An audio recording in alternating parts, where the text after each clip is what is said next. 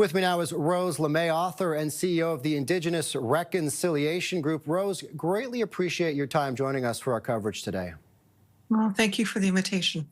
I want to talk to you about the legacy he's left from his apology to Indigenous communities. A big moment, a step for reconciliation, but many want to see more action. What's your take on how he will be remembered on the actions he did take?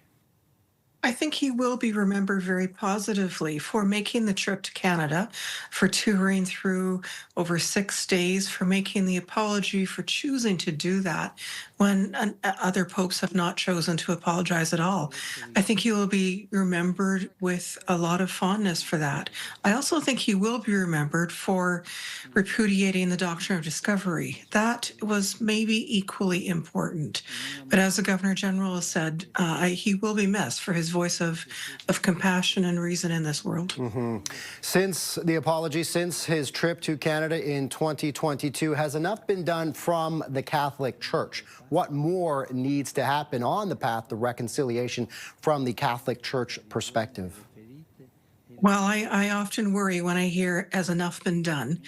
The expectations for reconciliation are not decreasing, they're increasing. And unfortunately, the Catholic Church didn't meet original expectations even to make the payment of compensation back a number of years ago. Has they done enough? No, they have not. There's still room for improvement. But we really do need to see the records from every church given back, the evidence of residential schools, evidence of loss of kids. And it would be nice to see the Catholic Church taking more of a role in reconciliation as a leader of inclusion. There's more to be done. On that path, talking about more to be done, what next steps on the road to reconciliation do you want to see the Catholic Church take as it now chooses its next pope? I do sincerely hope that as they move into this process of selecting the next pope, that they keep in mind the voices of Indigenous peoples all around the world. We need to have a voice and be heard in the Catholic Church.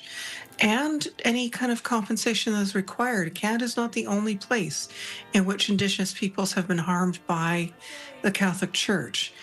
This is a time to increase the strength of the voice for compassion, not to decrease it. And Rose, on this day, of course, we're getting a lot of reaction to people's memories of the Pope, whether they had any specific interaction or not. I just want to get your thoughts on what will stand out to you from his life, from his legacy. We hear about a humble style where he had a particular concern for the marginalized communities, for the poor. What will stand out for you over the days and weeks ahead, as there is a lot to remember of Pope Francis?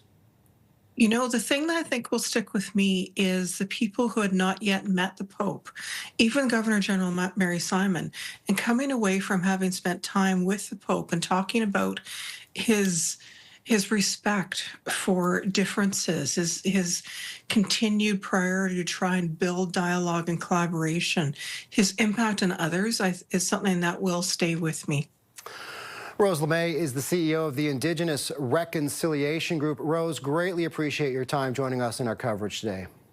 Thank you. Thank you.